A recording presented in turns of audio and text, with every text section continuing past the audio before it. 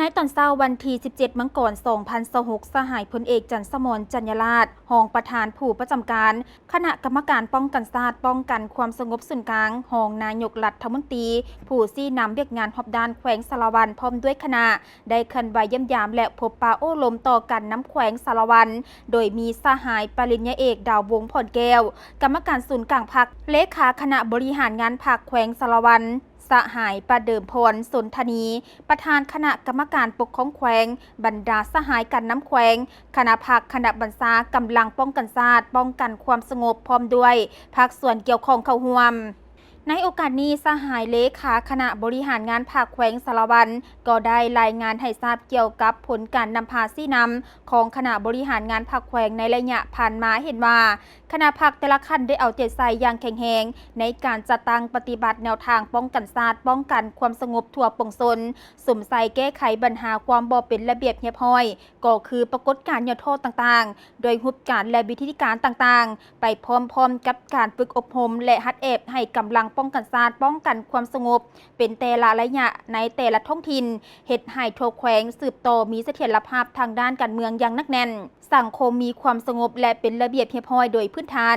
เศรษฐกิจของแขวงขยายตัวในระดับ 6.3 สันห้อยเฉลี่ยรายรับต่อหัวคนได้ 18 ล้านกว่ากีบต่อปีในปี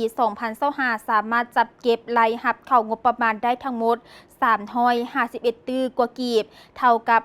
121 ส่วนห้อยของแผนดัดแก้การสำรวจพลเมืองในทั่วแขวงแม้นสำเร็จโดยพื้นฐานซึ่งตามข้อมูลดังกล่าวทั่วแขวงมีทั้งหมด 84,957 ครัวเรือนพลเมือง 424,796 คนในนี้หญิง 211,375 คนเทียบใส่5 ปีก่อนแม่นลดลงได้เอาใจใส่ในการสุกโยและส่งเสริมการปลูกการเลี้ยงของประชาชนให้หลายขึ้นซึ่งการปลูกข้าวหน้าปีปฏิบัติได้ 81.42 เฮกตาร์เท่ากับ 88.4 ส่วนห้อยของแผนการเก็บกู้ผลผลิตได้ 310,298 ต้นปลูกพืชฤดูแล้งได้ 8,476 เฮกตาร์เท่ากับ 92 ส่วนห้อยของแผนการเก็บกู้ผลผลิตได้ 64,300 ต้นการผลิตพืชเสบียงอาหารหมักเพชรหมักเขือพืชผักและอื่นๆปฏิบัติได้ 15,693 เฮกตาร์ผลผลิตได้ 98,802 ต้นการผลิตเป็นสินค้าปฏิบัติได้ 6,722 เฮกตาร์ผลผลิต 128,000 ต้นส่วนการผลิตสิ้นไข่และปลาแม้นสามารถตอบสนองการบริโภคภายในได้โดยพื้นฐานในโอกาสเดียวกันสหายรองนายกรัฐมนตรีได้แสดงความย่องยอสมเสยต่อผลงานในการนำพาซี่นำของคณะบริหารงานพรรคแขวงในระยะผ่านมาพร้อมทางได้เน้นนักให้คณะพรรคแต่ละคันเอาใจใส่หันลงก่อสร้างรากฐานการเมืองให้แข็งแรงสืบต่อยุ่แหงการผลิตของประชาชนทางมีเวียกเฮ็ดงานทำเพื่อสร้างรายรับเฮ็ดให้ชีวิตการเป็นอยู่ของเขาเจ้านับมือดีขึ้นเอาใจใส่ปรับปรุงก่อสร้างภาคพนักงานและองค์การปกครองท้องถิ่นให้มีความนักแน่นเข้มแข็ง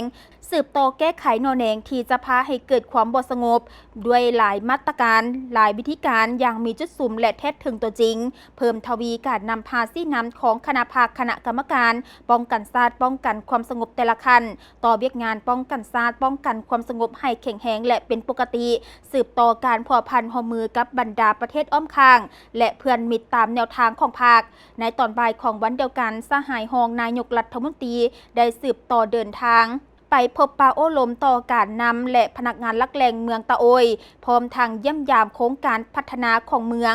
และได้มอบงบประมาณจำนวนหนึ่งให้แก่อำนาจการปกครองจำนวน5บ้านของเมืองตะโอยเพื่อนำใส่เข้าเป็นกองทุนพัฒนาภายในบ้านตื่มอีก